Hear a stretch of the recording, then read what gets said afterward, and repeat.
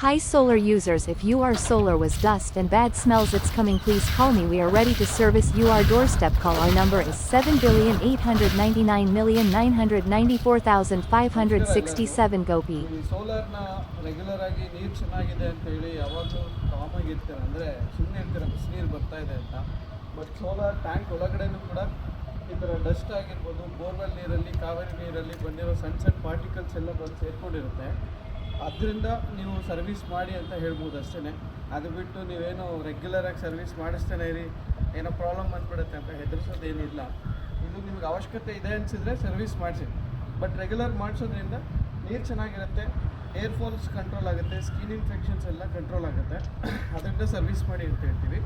ದಯವಿಟ್ಟು ಯೋಚನೆ ಮಾಡಿ, ನಿಮಗೇನೋ ಸರ್ವಿಸ್ ಬೇಕಂದರೆ ನನ್ನ ಕಾಂಟ್ಯಾಕ್ಟ್ ನಂಬರ್ 7899994567 ಅಂತ, ಗೋಪಿ ಅಂತ.